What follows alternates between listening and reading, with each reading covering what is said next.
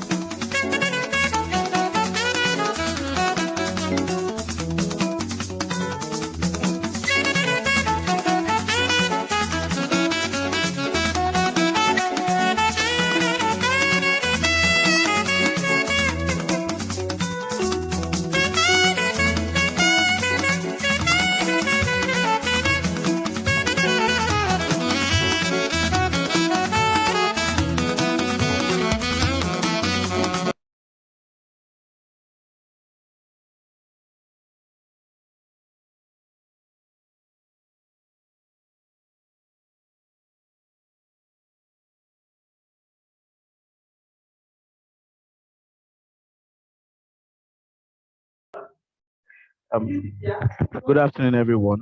We're waiting for the panel chair to arrive. Once the panel chair arrives, we'll wait for the next 2 minutes. Once the panel chair does not arrive, we will start and you'd choose a panel chair. Thank you.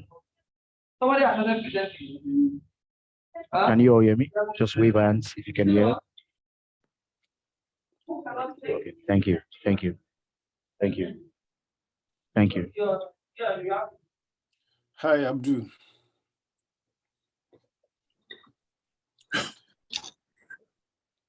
How is everything? A long time.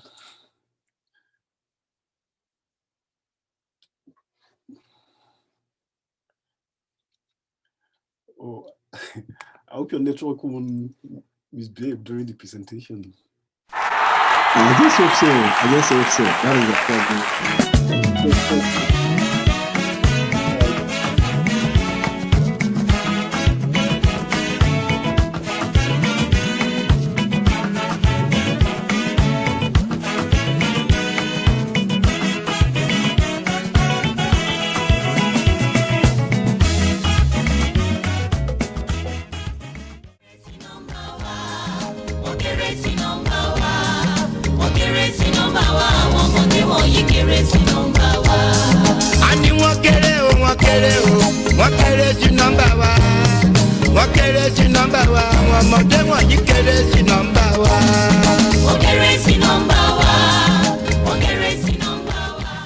Not because I suffer fast, not because I pray and fast. No be your show, no be that. I'm watching. Daily Osinachi, I'm no kwa Osinachi. One lemon Osinachi, I'm watching. Daily Osinachi. Okay, I would suggest that we nominate someone amongst the panelists to chair, and while we wait for Damlala to join us.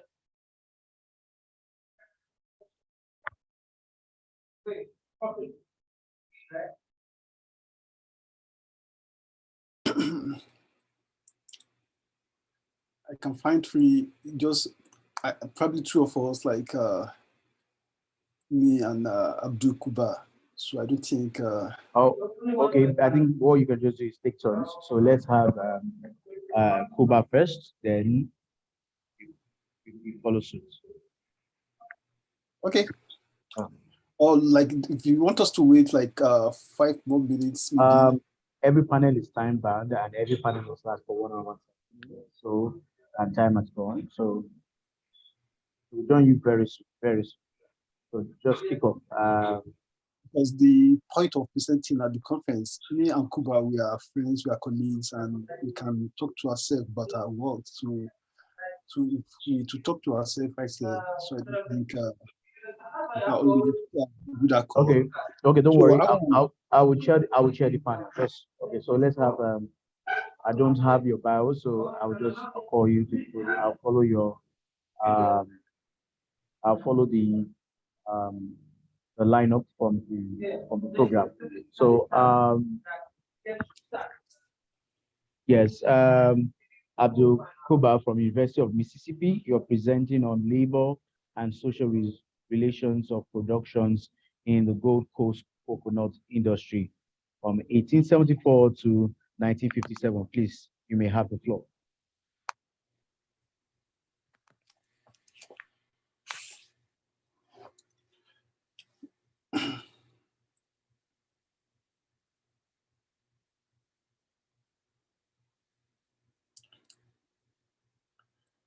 oh.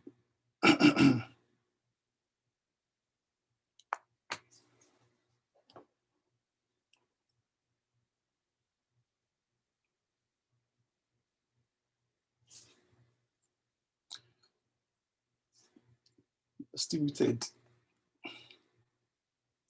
Please, you need to unmute yourself. Unmute yourself so we can hear you. Okay.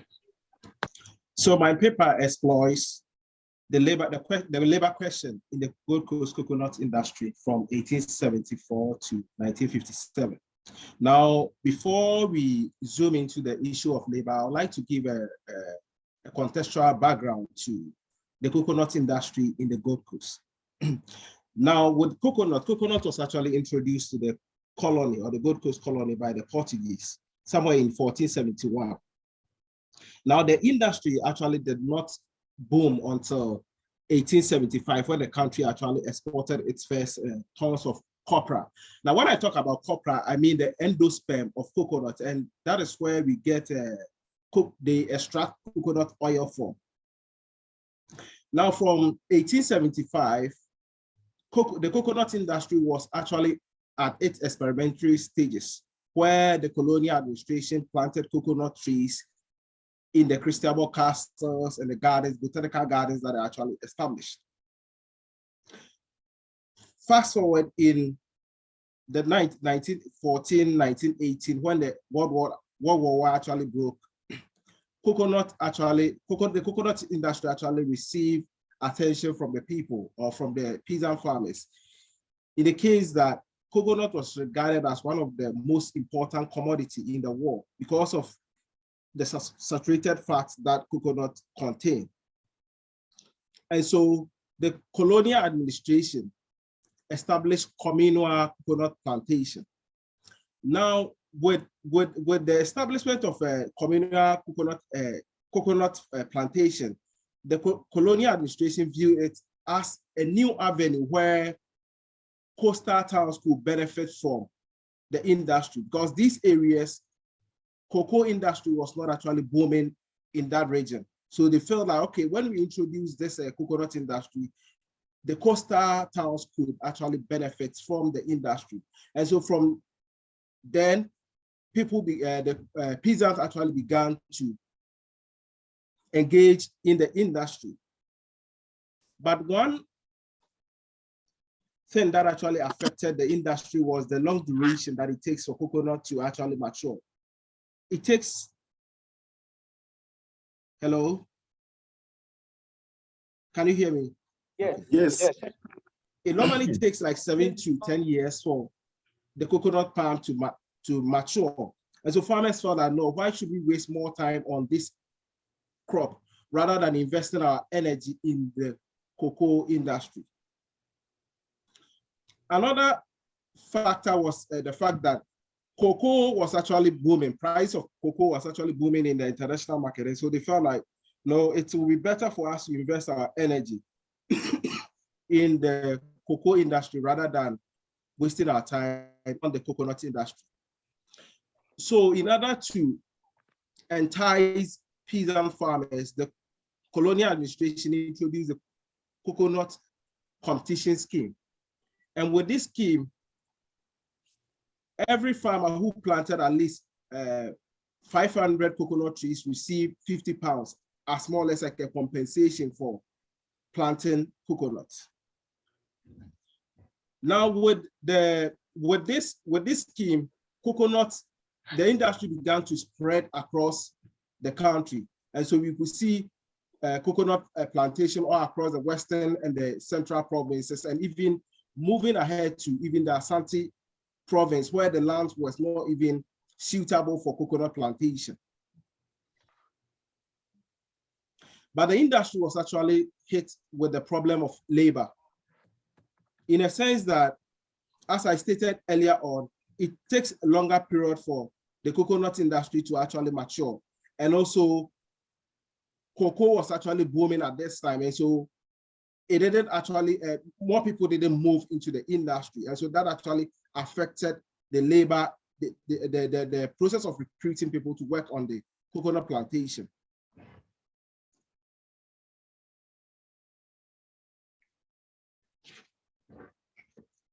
So what the colonial administration did was that it actually liaised with the traditional leaders to recruit labor. And the first source of labor was communal labor.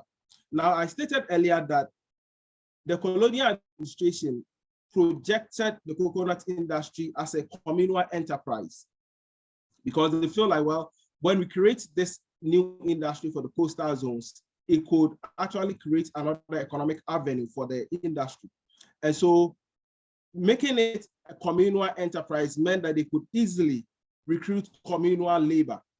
And what they did was that they view colonial labor as more or less a repository. So you work to serve the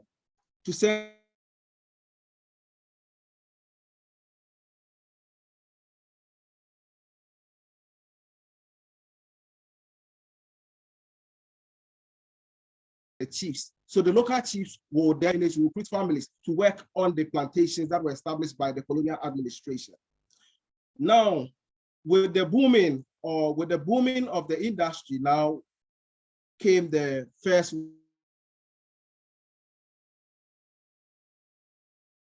World War.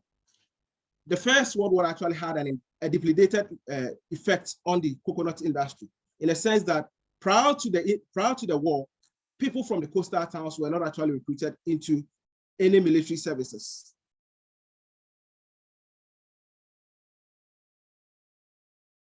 Changed. And so people all across the Gold Coast were actually recruited into the army, and that actually affected the industry. Another thing was that people, those who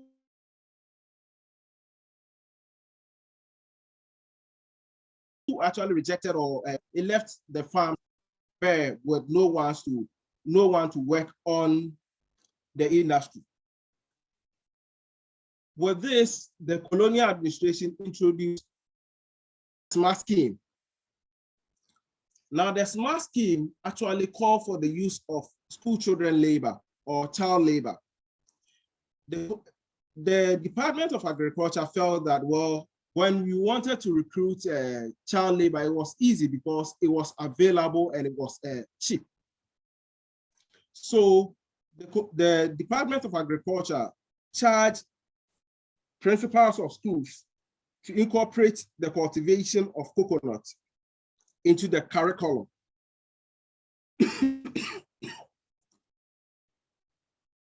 Into the curriculum. And so each child was expected to cultivate coconut palm. And they did this in a mind that it will encourage others to engage in the industry, because when the children plant coconut and it actually succeeded, then it could easily entice the local farmers into the industry. But one problem with the scheme was that there was a divergent view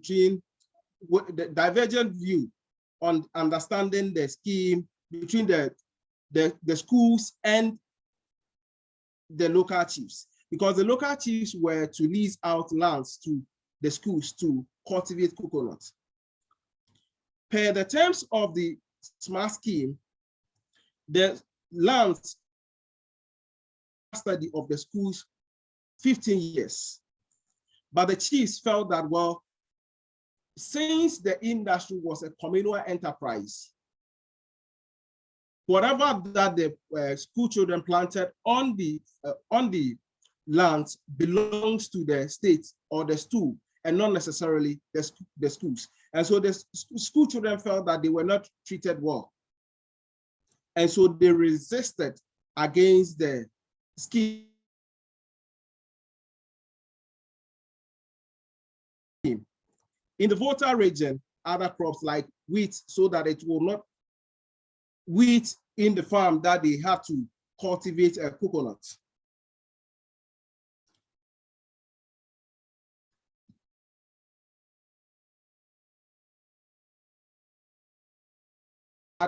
The seeds, the seed nut, instead of cultivating the nut.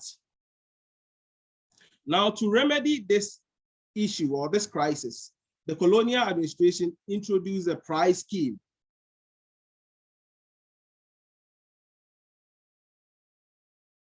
And with the prize scheme, it seeks to award schools for their coconut plantation in good shape.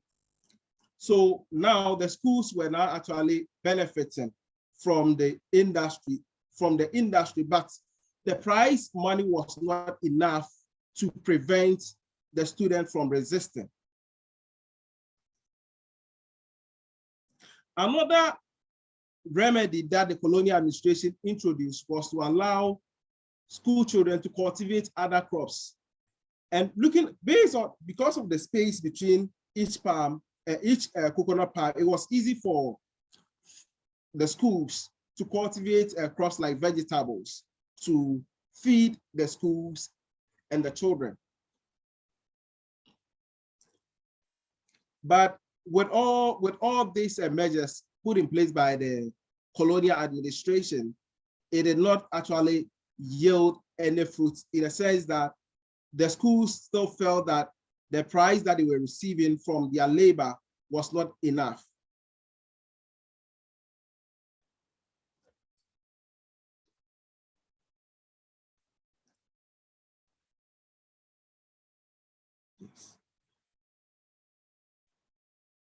So moving on,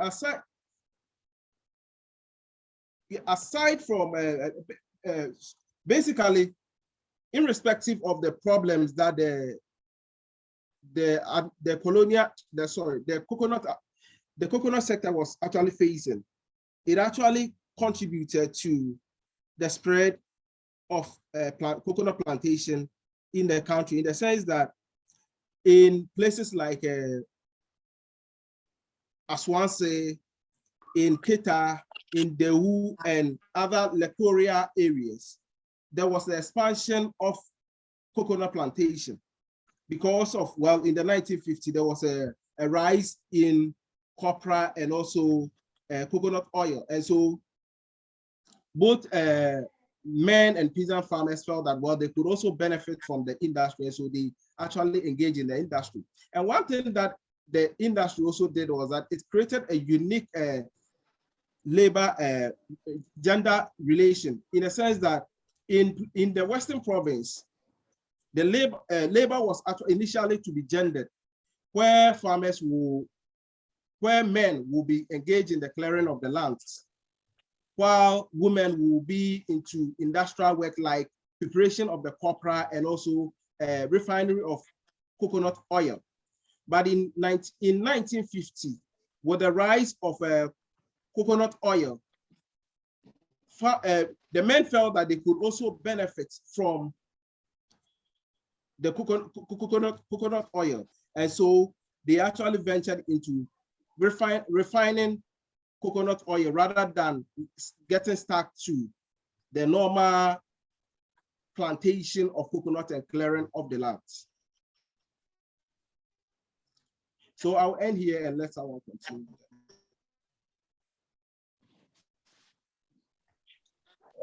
Thank you very much for the talk, and I'm sorry that can you hear me?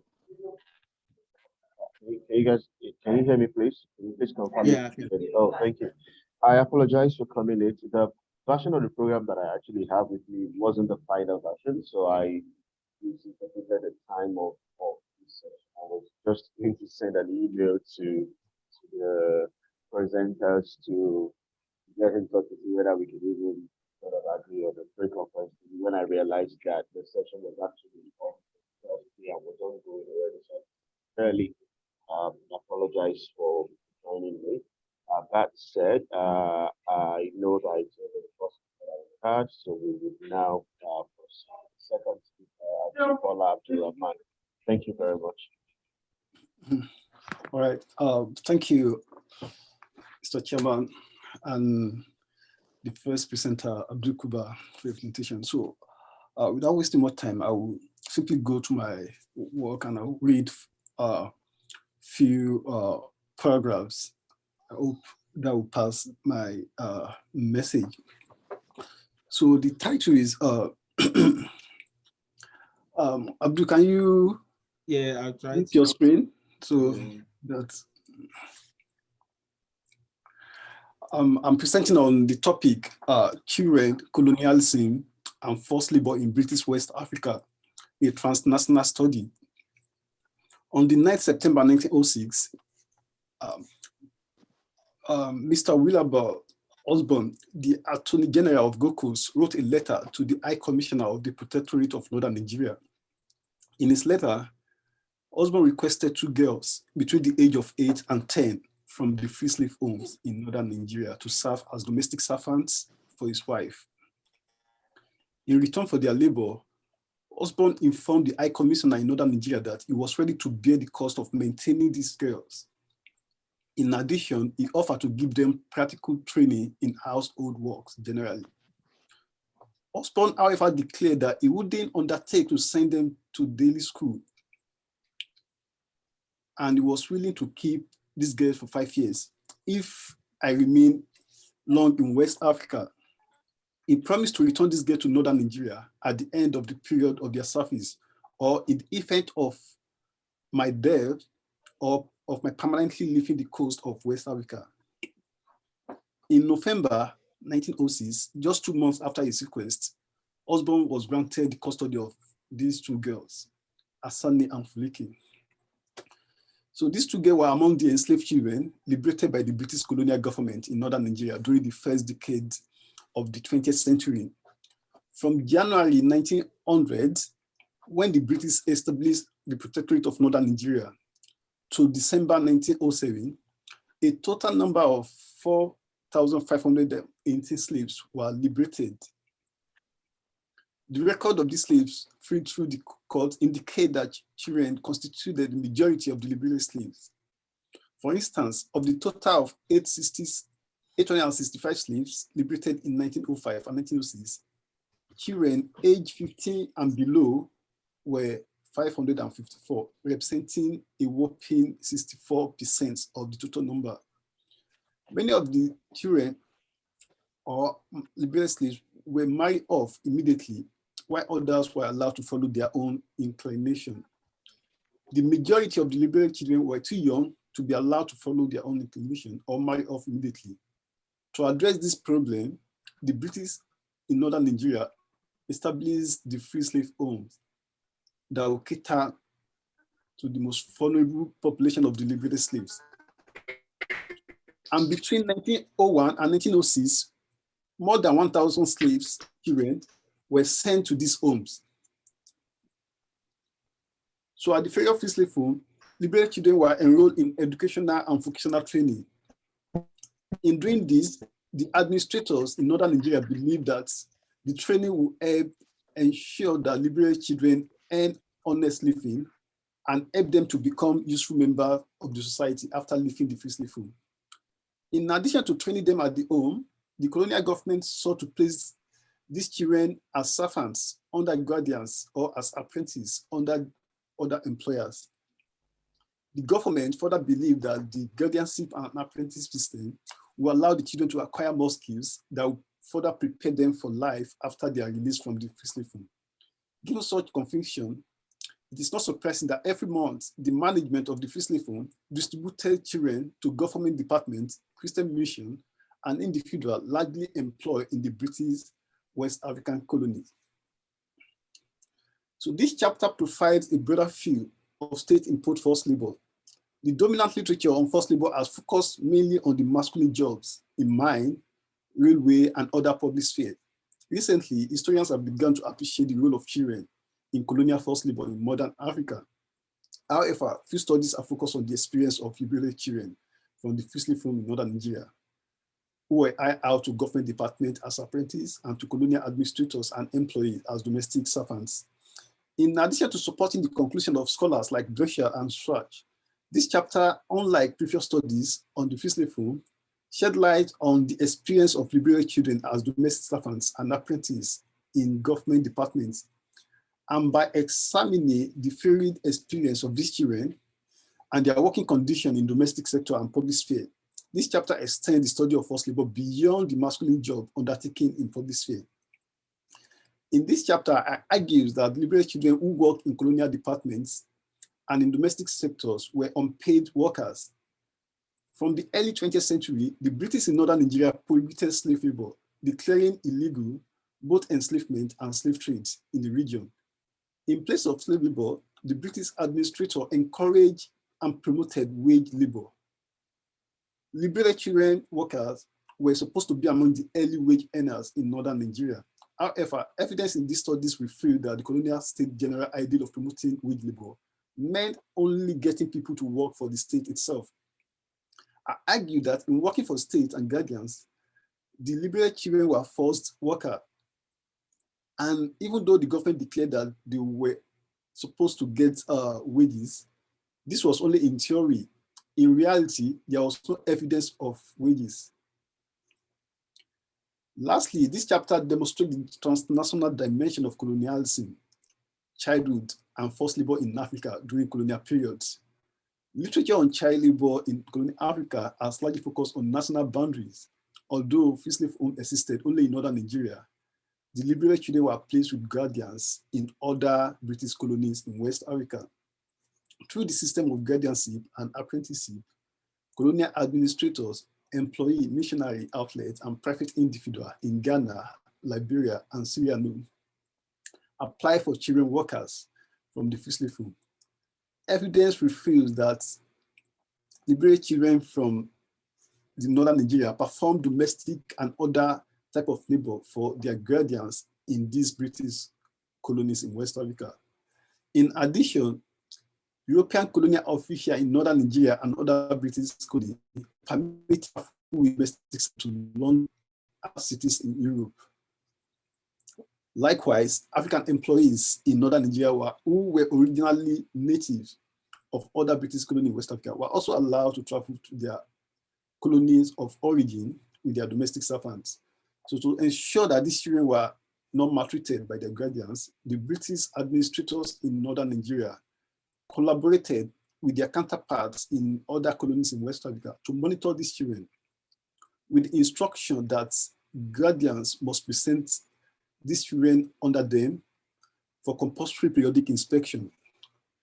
By tracing the trajectories of these formerly enslaved children from the Protectorate of Northern Nigeria to Gold Coast and Sierra Leone and other British colonies in West Africa, this chapter promotes a new understanding of transnational colonialism, childhood, and colonial in Africa. So I hope I'm able to pass the message. So I will welcome question.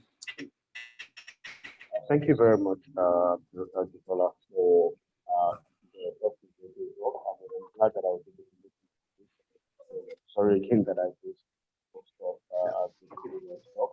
I saw the thoughts just now, and I believe she's here, but also hiding in the another Jibola way. I think he is very Masha. Oh, if she's here, please. You need to say that floor is yours, or if she's not, we come to the end of the presentation and then we take questions. Is she there? Or is I thought I saw someone else. Hello. Hello, yeah, I'm here. Oh, okay. Please turn on your camera and thank you. Okay, thank you. My name is Muinat Adike. The title of my paper is How Women Fought, the Roles of Igbo Women, Biafran Women during the Nigerian Civil War in 1967 to 1970. So the purpose of my paper is to investigate gender labor among Biafran women during the Nigerian Biafran War. The focus was in armed conflicts in Africa and labor history activities to maintain the structures of normal activities of individuals, particularly men who stood at the war front, have been repeatedly presented as the most vital form of military labor worthy of being highlighted, coupled with other forms of political and formal roles performed by other women. Women are equally important at the environment of the society war. Those of labor, women were undoubtedly connected with the military labor of men, both of which were ultimately vital to wartime needs in the society. To explain the argument, I raised some vital questions. What are the daily realities of women caregivers during war? What are the forms of caregiving roles of labor performed by those women? And how did the Nigerian Biafran War impact labor practices among women? And what were the contributing factors to those changes? To answer these questions, I utilized various primary and secondary sources such as interviews, newspaper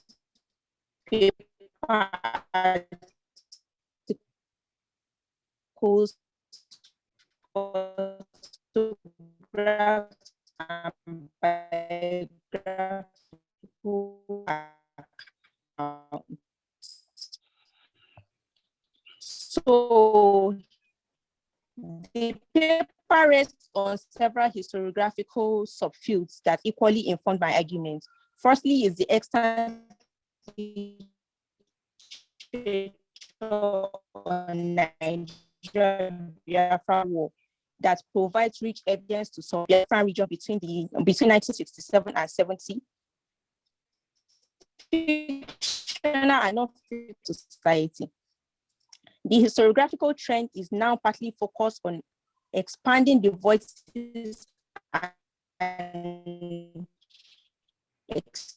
experiences of ordinary individuals, or what is called a bottom-up approach. Secondly, that has also created multiple avenues locally impacted on women. The criticism of the long-standing neglect of women in the field by male and female writers. She argued that necessitates the need for more gender-based research during war through caregiving roles. This paper on African labor history, because even that it is mostly not recognized as a form of labor vital to societal maintenance during war. Therefore,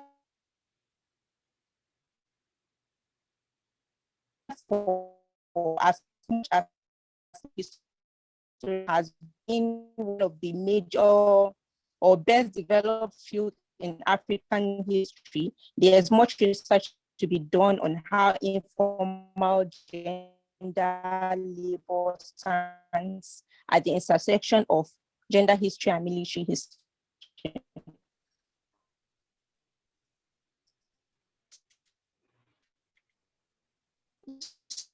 So, therefore, in order to understand how everyday acts of caregiving helps in preserving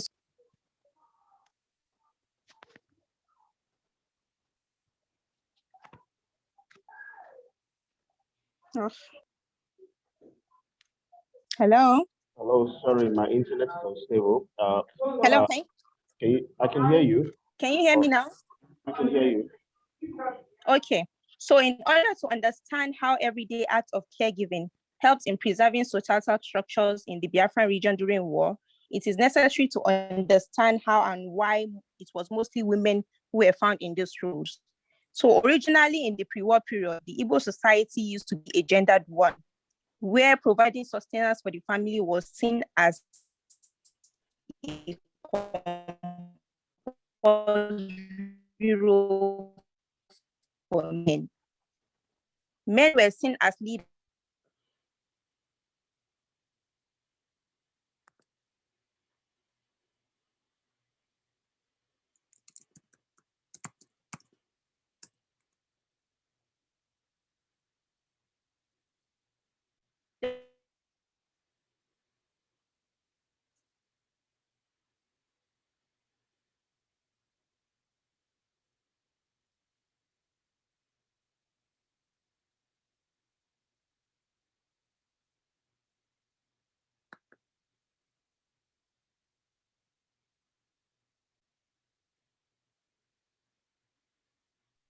Are you still there? Oh, it looks like we lost her. I hope she's able to join again because I'm really enjoying her talk, and I am already scribbling down questions that I thought I would be interested in a response to.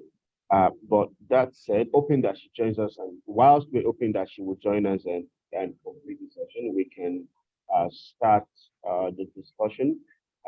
And as chair, I feel like I would use my prerogative as chair to ask Ajibola a few questions. And I'm sorry again that I missed Abdul's talk. And in case you're hearing background noises, please don't mind. Just dismiss it. I am right in the control room of the LSA conference here in Lagos. So you would expect that kind of noise in the background, but it shouldn't disturb us really.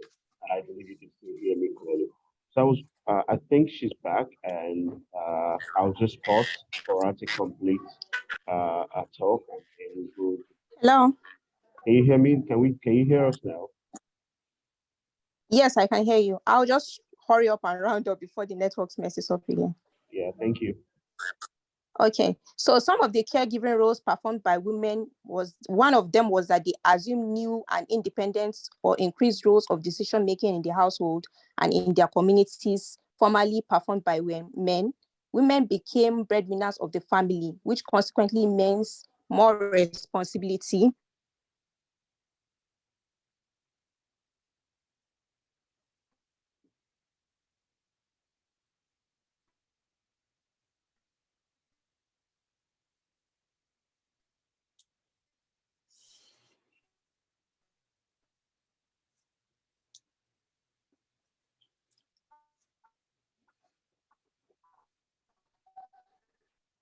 Are you still there? More responsibilities for women.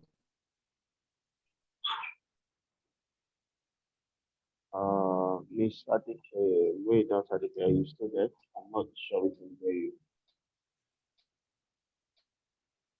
Hello?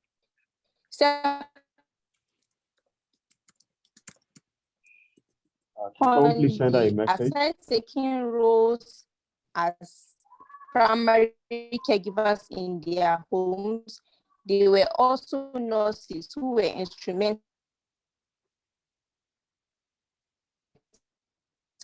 in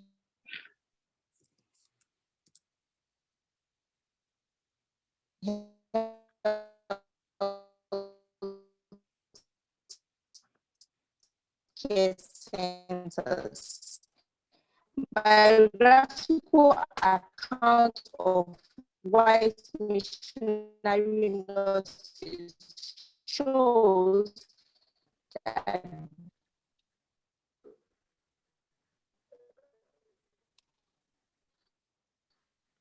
hello. Your voice is a bit fuzzy, and I think we got most of the paper Yes. in the concluding sections, and I think that we actually do have like good points for those who are interested in asking questions. At least I have two questions for you already, based on what you said so far. If that's okay, we can proceed to Q&A in order to basically maximize time. Can you still hear us? Just to be sure that you can hear the question if we have. We not at the K, and there's also a request. Yes, I'm here. Okay, so I'm sure that you can. There's a request in the chat box that you should probably change your name from Ajibola Abdurrahman to Muinat Adekeye, because I was confused at first because I was seeing two organizers to Ajibola Adekeye, but you can just rename. Yeah, I think I made a mistake in when I wanted to log in. I logged in with the link, I think. Oh, I see. So if you could just rename that if possible. Thank you.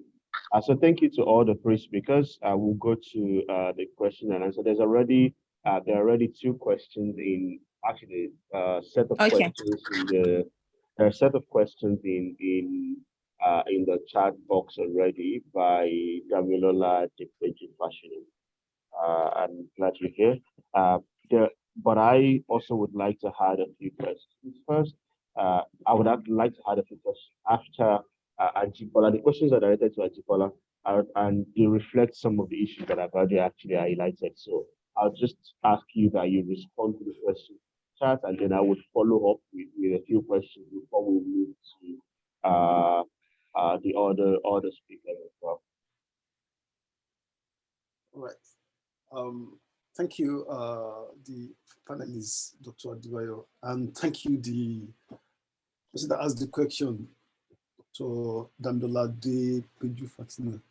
Yeah, your question, the child talked about was gender. Yes, they were gender. Like, I actually did not have enough time to discuss those gender aspects of the child labor in northern Nigeria.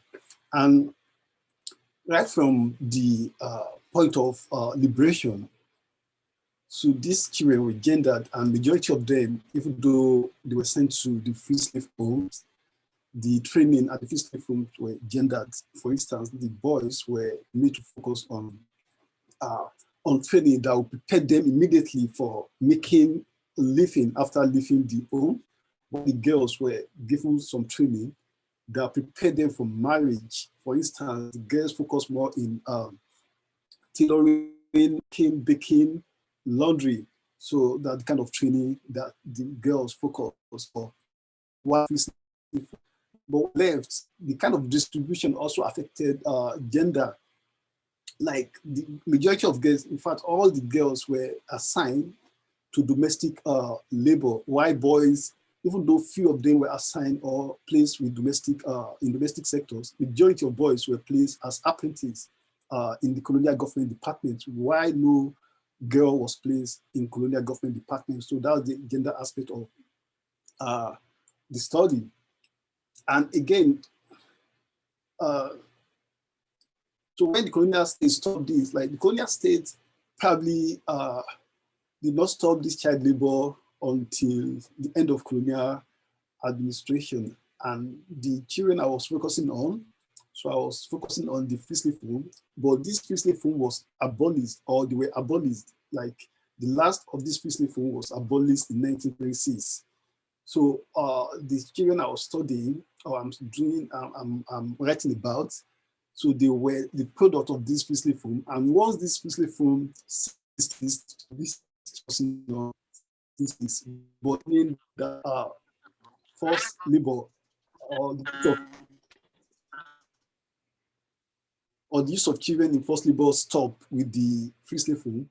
But because I'm focusing on the children that went through the free slave home, that were sent to their guardians from the free slave home, so I stopped my study in 1920s when the homes were abolished. And the second question, like, was the forced labor restricted to northern Nigeria?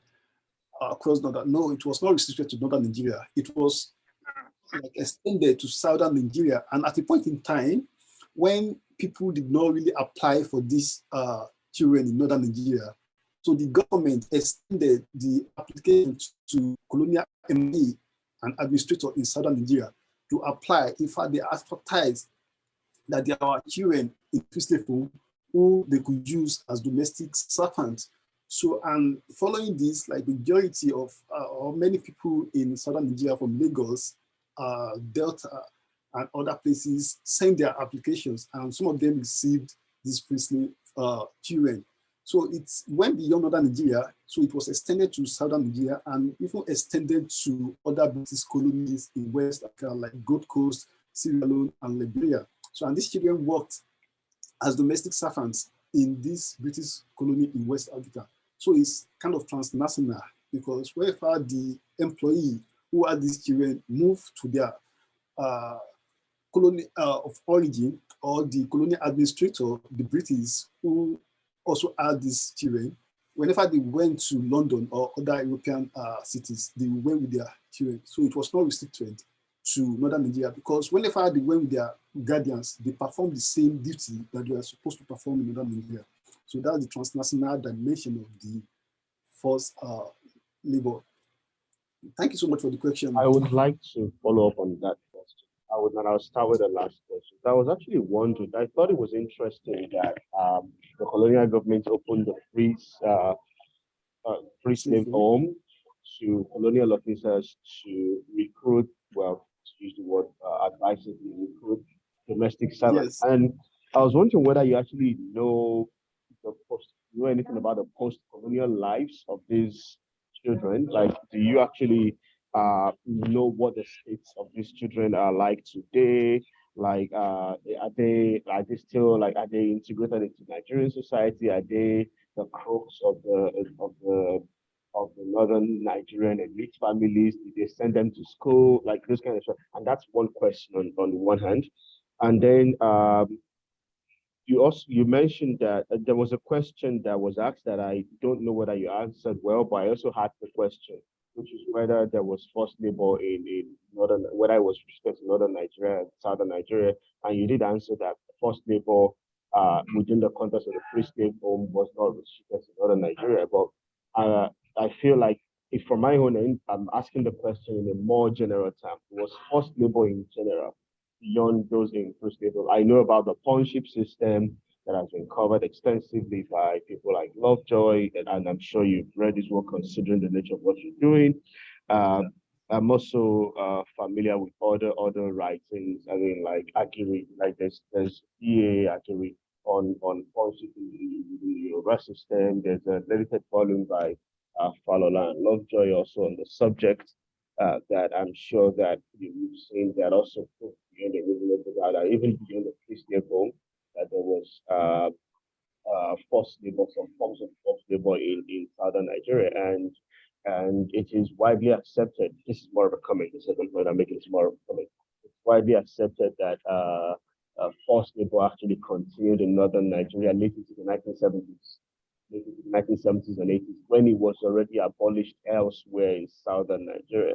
And in spite of international attempts to stop forced labor in parts of Nigeria, especially the role of the ILO, the International Labour Organization in the business, forced labor basically continued in northern Nigeria. Some would even argue into the present, really, although it's been rebranded and renamed. I mean, there are still families that see themselves as subservient to other families and see it as their role.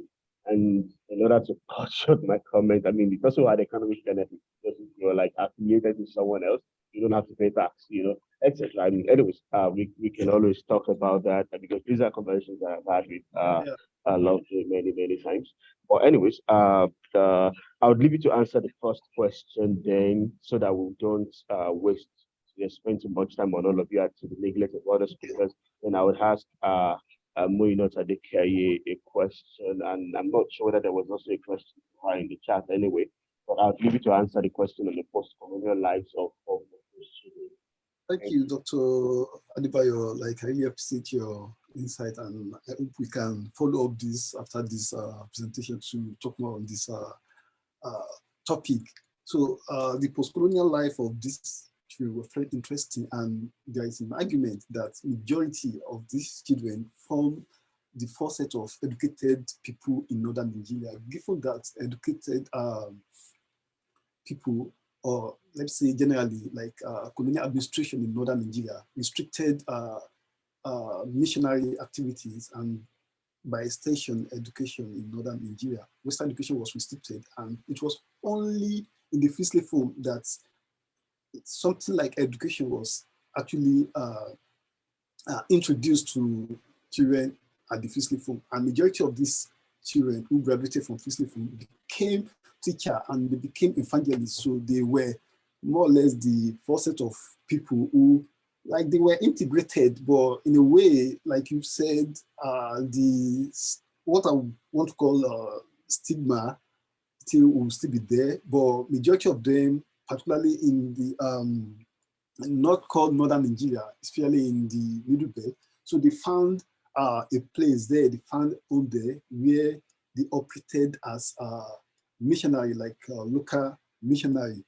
So, and there is there is an argument. Of course, I've not really engaged with this argument because I've not gotten the document that majority of these children actually went to London and they lived their life in London, because majority of the missionary outlet that trained them sent most of them to United Kingdom, where they continued their life there. So I plan to go to UK to conduct more research. When I'm turning my dissertation to book, I think that will really help me in making a case for the post-colonial life of this. This very, very interesting topic that I've not really engaged with. Of course, I noted in my dissertation that these people became the first set of educated, among not just them, because I know the children of elite in northern Nigeria were educated, but they were among the first set of educated people. If we went Empire Day, that of course Professor Said Adinto wrote something on Empire Day, but he didn't give any in northern Nigeria. There was no evidence that there was Empire Day in northern, at least from his own writing. But I found in this priestly form the evidence of Empire Day celebration, so which means that they were the first set of people in northern Nigeria who, and the second one, like I'm sorry, I forgot the second question. The second question wasn't a question; it was more of a comment on the persistence of yes, labor in northern Nigeria to the present. Whereas within the south, by the 1950s, forced labor had been effectively brought to an end through several local and international efforts, and it will persist in the township system is no longer in existence in most part of Nigeria.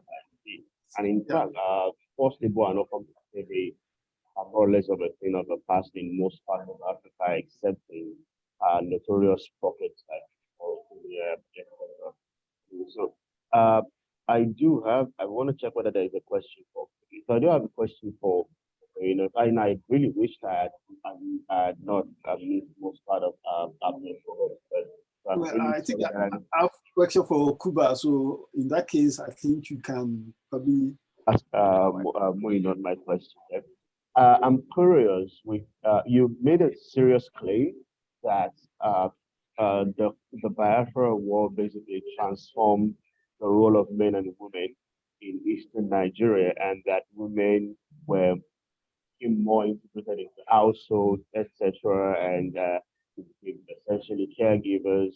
And I was, I'm keen to know. I mean, was that all they did during the war, or did they also serve as combatants? I'm not sure whether you can hear my question. Did they fight in the war? Did they carry arms? Yes, I can hear you. Thank you. Did they actually, like, were they combatants, Yes. or were they just giving children food and preparing? And also, as far as their caregiving role is concerned, what are some of the examples of caregiving? I mean, and what are some insights, both historical and perhaps theoretical, that we can draw from it, and with as far as gender warfare in Africa and in the global South is concerned? I'm keen to understand more of that. Then finally, I don't know whether to what you I don't understand the points that you were making about the role of men in pre-colonial Igbo land, because when you try to break them down into, and please correct me if I'm wrong, when you attempted to separate men and women into, okay, men were like mostly the breadwinners, and then women were caregivers, were homemakers, etc. Whereas this conflict diametrically with the position of, and I forgot the name now, the author of, I think her name is Ifi Amajume, that wrote Male Daughters Yeah. and basically exploring the role of women performing male roles in pre-colonial Igbo land, like focusing on actually women taking serious responsibilities, even marrying with other women and having children. And then so that's the question. I wanted to like basically, and I don't understand why you basically refuse them to like caregivers alone. Please, if I'm misunderstood, correct me. And then I had a final question, but it skipped my mind, so I'll just stop there. Thank you. Okay. Initially, before the Nigerian Biafran War, the roles of men and women in the society were, I know there are some parts of Igbo land where men and women's roles are kind of fluid. So my research is not saying that women generally do not perform roles outside the family, but basically due to the fact that conscription happened and some of the men enlisted, it gave women, it broadened the role of women even within the household. Most times when other authors like Uchendu, Gloria Chukwu and others talk about how the Biafran War broadened the roles, they usually talk about how it broadened their roles outside the home. So what I'm looking at here is that it basically increases the caregiving roles of women, even though some of them still perform roles outside the house. So I think the first question you asked was whether other women were also combatants. There are cases, there are some insights or some little evidences that some women generally performed combatant roles, but I have not seen any source to back it up, to actually prove that it actually happened. Most of the ones I see are maybe just assumptions by other authors that some women must have performed combat roles, but some of them actually perform political roles and worked as paramilitary, organized some political associations in order to further the Biafran cause. But herein, I'm just looking at how caregiving should also be recognized as a form of labor. That's just the basic argument of my work. Then have you responded to the second question? Okay, I think you basically responded to both questions together, right? On the colonial roles of men and women, female husbands, etc. Even though it wasn't calculated as it would be. There is another question to follow up on that. And okay. There's still a question in the chat, so that I don't know. I mean, someone please check. I saw like a new one question. Okay. That's a response. Like I responded to the person that asked the question. Like, okay. I don't think you responded to everything, but that's fine. It's usually not every response that one is capable of responding to during conferences time, or because it's different from what one is looking at. But let's say legit. Anyways, so to follow up on your point, Marino, you said there is little or no evidence that women were combatants during the Biafra War, that LSA. And I agree with you to a large extent, because the evidence is not yet in the public domain, but I'm familiar with a forthcoming paper by Taiwo Bello in Gender and History that actually makes a clear argument with clear archival and primary source-based evidence that women indeed fought as combatants during the war, coming out in the Oh, journal interesting. Okay. on gender and history. I'm familiar with that. And I'm sure you probably know his work too, considering that he works on women and warfare in Africa and in the global south in general, but with an emphasis on Biafra as well. And so the question I forgot, I remembered while I was trying to rack my brain. One problem that, so this is a personal question now. Slave trade. And so it meant that the peasants and the Gold Coasters have control over their labor. Now, when I mean it was cheap in a set, the SMART scheme that proposes the use of child labor was cheap in the sense that children only receive honorarium, in a sense that they receive badges. So if you're able to cultivate, let's say 50 trees of coconut, then receive a badge. Or another reward that they received was to just cultivate crops, edible crops on the plantation, that is on the coconut plantation. They would use it to their benefit. So they were not receiving anything like in terms of cash payment, but rather they receive rewards in the form of gifts and in the form of they utilizing the land to cultivate other crops for their own benefits. Okay. Yeah, well, because the liberation I studied in northern Nigeria, the majority of them did not receive any wage at all. They were paid workers, and they, in lieu of cash payments, so they give them like maybe training in school, like feeding, clothing. So those are things used in paying. And I'm curious to know if, by chance, you find records that some of the children that were conscripted into forced labor in Gold Coast were from northern Nigeria, because one scholar in northern Nigeria, Dr. Frank, he mentioned the connection between this northern Nigeria, the transnational labor. That's like, I know I read this article that mentioned that. So do you find out if some of these children came from northern Nigeria? Okay, so no per the archival records that I have visited. And for me to find Nigerians being conscripted, the scheme was made in the sense that they use children labor, so not necessarily children outside the school. So they only use school children labor. That was what the scheme was meant for. And we felt that, well, when we tried to use the schools, it was easy for us to recruit the labor force, because one, they are in the schools, and so we can easily implement policies that will help us recruit their labor easily.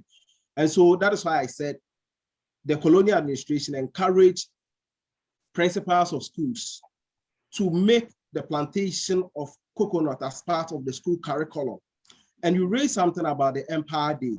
With the Empire Day, it was more or less like they encourage a mass cultivation of coconut during the Empire Day. So that was also another form where they could help, they could encourage the expansion of the coconut plantation or the coconut industry. So it was not like the scheme actually recruited every child. It was for children within the schools. Okay, all right. Thank you. That's fine. You're welcome. Really away due to internet challenges from here.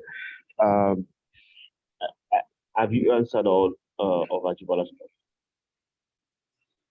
Yeah, I think. Well, I think I was gonna ask Munyat another question that I forgot, and it's about the question of scale in historical narratives. And it's often the case that when you read many history papers, and even in general African studies, you find people who study a particular location and then trying to draw conclusions that would their continent. someone studies a village in Cameroon and then discovers something and then makes the claim that, okay, in Africa, this is what we do. And it's even, whilst that has been critiqued by many scholars, I even find the same issue replicated in nationalist history, national studies, or countrywide studies. Someone studies a part of the country and then superimpose the conclusions from that part of the country on the entire country. And I'm keen to know the argument you're making, is it based on every part of Biafra or is it based on particular locations of Biafra? And can they be imposed on every other parts of Biafra, or was Biafra a monolithic entity during the war? That's the question. Okay. As much as I wouldn't say it's a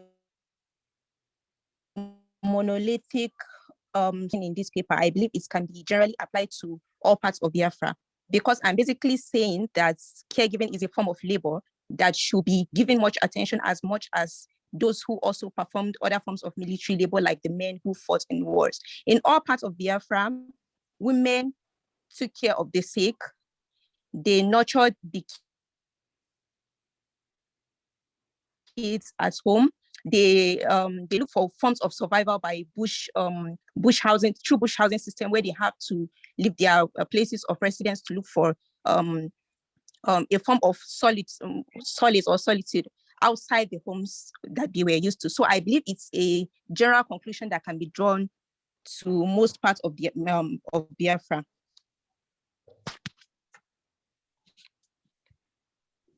Thanks for your response. I wouldn't want to debate the point with another question. I mean, I'm not trying to challenge your question. I'm just hoping that we think further about some of these issues. And the reason I say this is because Wando Achepe, for instance, Professor Wando Achepe at Michigan State University wrote about the female king of West Africa, and it was with an emphasis on Northern Igbo.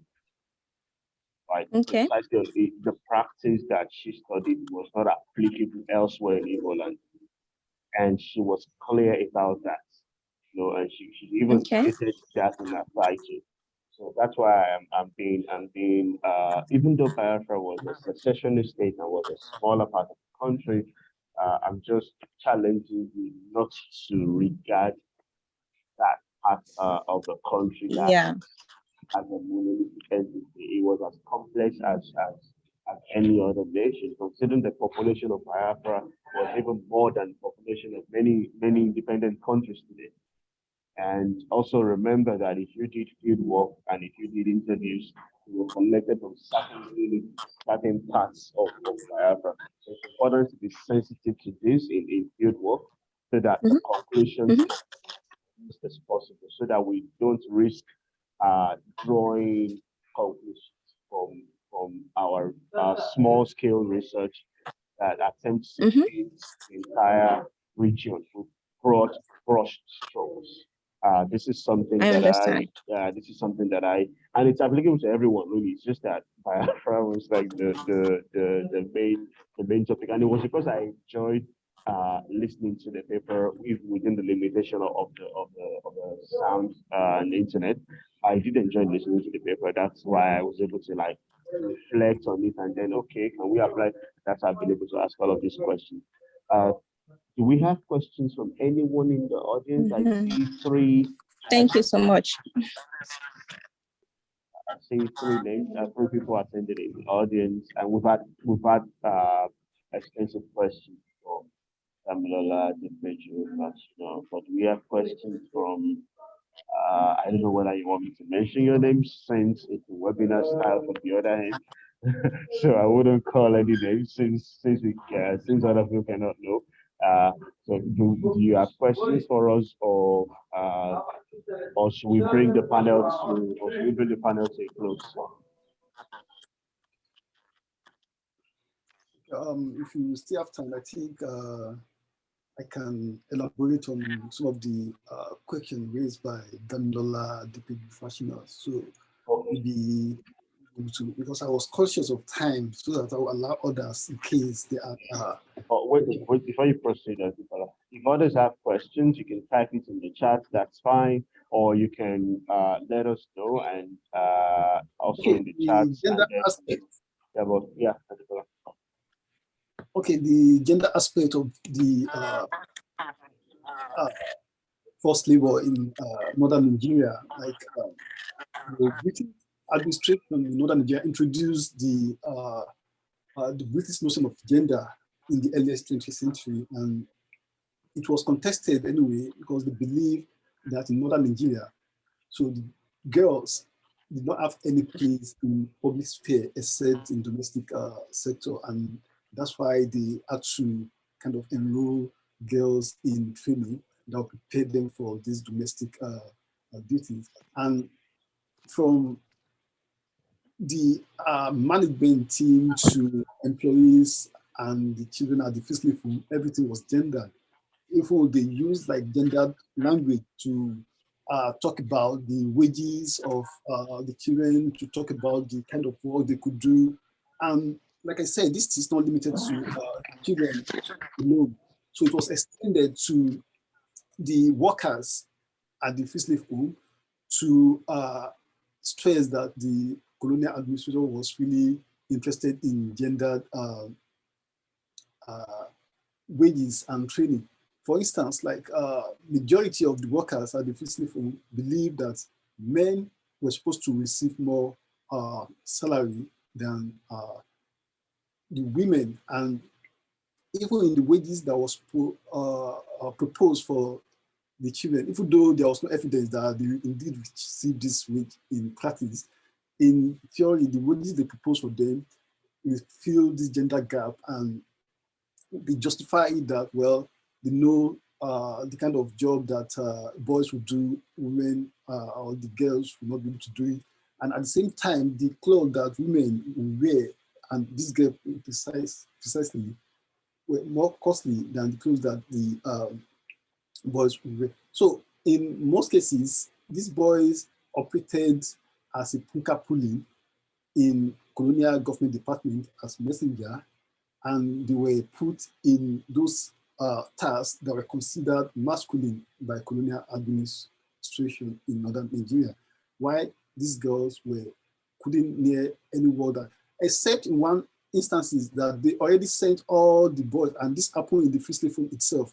So at a point in time, probably in 1907, they had already sent out all the boys, so much that the only available boys at the free slave home were the tiniest boy according to the document. So in this case, they now mobilize girls to do the farming. And initially, this farming job was kind of restricted. The farming job was restricted to boys at the free slave home.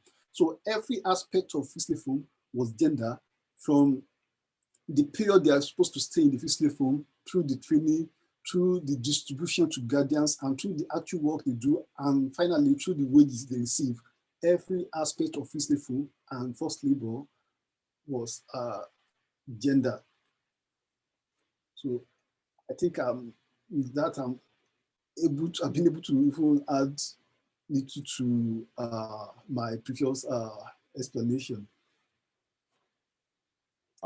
Thank you very much, Abdulrahman. And do we have other questions? Any other questions from anyone, even from the panelists themselves to other speakers?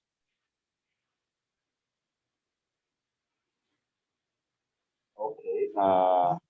I'm glad that we were able to have a successful discussion with this morning, and I'm grateful to the panelists for starting the session while I was away thinking of a panel meeting.